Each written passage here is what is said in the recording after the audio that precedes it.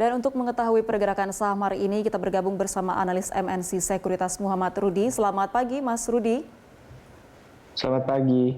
Baik, Mas Rudi, tadi IHSG sudah dibuka di teritori negatif, yaitu melemah 0,18%.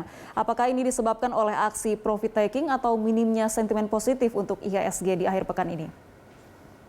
Ya, kalau kita lihat memang ada beberapa faktor ya. Selain memang dari minim katalis untuk dari domestik sendiri, kita lihat juga untuk dari global, di mana memang saat ini untuk dari beberapa market yang ada di global masih untuk wait and see terlebih dahulu, disebabkan oleh masih menunggu keputusan dari rapat The Fed minggu depan, dan juga kalau kita lihat beberapa rilis data seperti untuk di China sendiri ya, yang dimana memang untuk dari sisi rilis data makroekonominya pun saat ini tidak sesuai ekspektasi.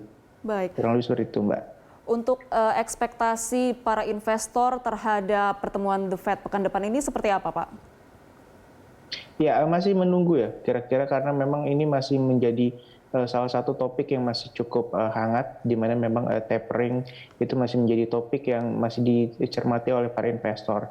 Terlebih untuk dari The Fed sendiri itu sudah mulai untuk mengurangi pembelian obligasi US, yang dimana memang kita sudah tahu ya sebenarnya itu di beberapa pekan sebelumnya.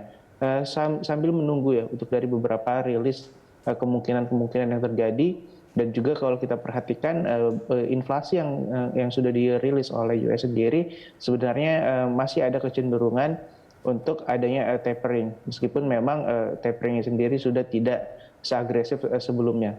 Kurang lebih seperti itu. Baik, belakangan kalau kita lihat pergerakan IHSG sepertinya sulit untuk menembus level 6.200. Apakah ini dikarenakan utamanya oleh sentimen eksternal yang Anda jelaskan tadi atau seperti apa? Ya, kalau kita perhatikan ya, sebenarnya secara historis dalam 5-10 tahun terakhir, September sebenarnya menjadi salah satu pergerakan IHSG kita bergerak di zona merah.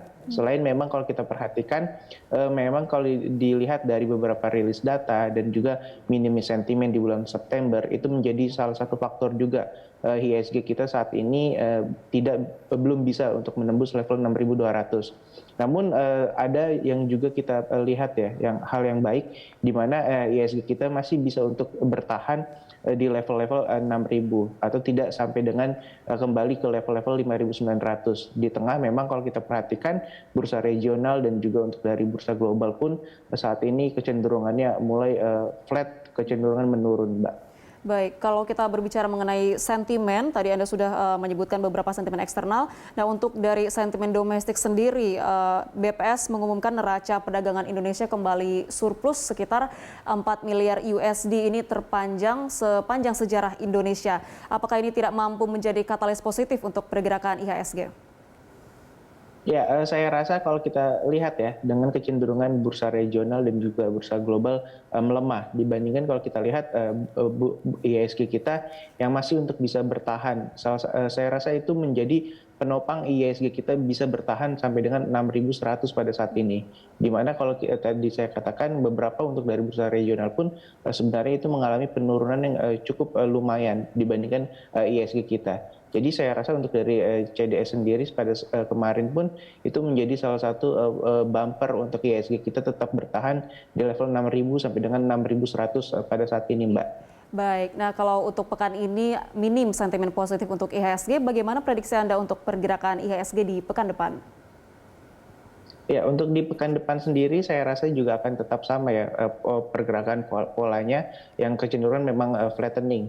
Sambil memang kalau kita lihat untuk dari beberapa investor pun masih wait and see terhadap menjelang rapat The Fed, dan juga untuk dari harga komoditas pun saat ini mulai mengalami penurunan dari sebelumnya, bisa dikatakan mengalami peningkatan harga yang bisa dikatakan cukup signifikan.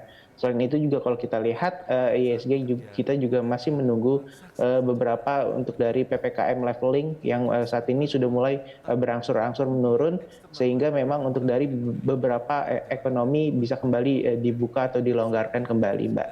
Baik, kita beralih ke rekomendasi saham, Mas Rudi. Kalau kita lihat untuk sektor telekomunikasi, ini banyak emiten yang melakukan merger. Contohnya adalah Indosat melakukan merger dengan Tri. Seperti apa prospeknya nanti ke pergerakan saham di sektor telekomunikasi? Ya, untuk dari sektor telekomunikasi memang saat ini sentimennya lebih kepada M&A dan juga untuk dari penerapan 5G ya. Yang memang kalau kita perhatikan untuk dari Indosat, Isat pun dan juga Hudson atau Tri itu yang memang menjadi salah satu kemungkinan adanya penguatan pada hari ini. Jadi para investor pun sebenarnya bisa memanfaatkan momentum M&A ini sambil melihat juga untuk dari beberapa dari player lainnya, untuk dari player di industri telekomunikasi lainnya juga apakah akan menerapkan hal yang sama seperti Indosat dan juga Tri pada hari ini. Sehingga memang ini bisa dimanfaatkan oleh para investor untuk melakukan trading secara jangka pendek, Mbak. Baik, artinya Anda merekomendasikan untuk investasi di sektor teknologi ya Mas untuk hari ini. Selanjutnya kalau kita lihat untuk emiten lain, ini total di Bursa Efek Indonesia ada 44 emiten yang akan melakukan rights issue. Ini akan seperti apa respon dari pasar nanti? Ya, rights issue memang saat ini sebenarnya masih menjadi konotasi yang negatif ya untuk di Bursa Efek Indonesia. Namun harus tetap diperhatikan dari sisi corporate action tersebut dari rights issue perusahaan-perusahaan yang ada di Bursa Efek Indonesia. Apakah memang rights issue tersebut dananya yang digunakan untuk memang melakukan ekspansi terhadap bisnis yang ada ataupun berekspansi ke bisnis unit yang baru. Selagi itu memang digunakan sebagai ekspansi ataupun memperkembangkan dari bisnisnya, saya rasa itu akan menjadi hal yang cukup positif. Dan juga kalau kita perhatikan beberapa untuk dari perusahaan-perusahaan tersebut yang melakukan rights issue banyak untuk beralih ke dunia digitalisasi. Sehingga ini bisa tetap diperhatikan menjadi hal yang cukup positif ke depannya, Mbak. Baik, fundamental dari emiten-emiten tersebut juga cukup positif ya Mas? Jaga kesehatan kita. Ya, saya rasa sejauh ini masih cukup positif selagi memang mereka cukup baik untuk dari memaintain pendanaan yang didapatkan dari rights issue tersebut, Mbak. Baik, kita beralih ke saham di sektor komoditas.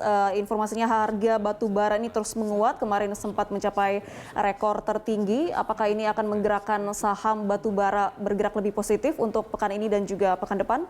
Bila diperlukan saat Iya, sebenarnya ada mismatch ya dari adanya harga penguatan coal yang bisa dikatakan menguat signifikan, namun harganya pada saat ini belum terreflect dari harga komoditasnya. Karena memang hal ini disebabkan adanya beberapa emiten yang terkait dengan AMDAL atau ESG. Jadi selagi perusahaan itu bisa untuk memperbaiki dari sisi ESG-nya, saya rasa hanya menunggu waktu penguatan dari harga-harga saham batubara mengikuti dari penguatan harga komoditasnya, Mbak. Baik, terima kasih banyak Mas Rudi atas informasinya, sehat selalu. Pemirsa, itu tadi analis MNC Sekuritas Muhammad Rudi.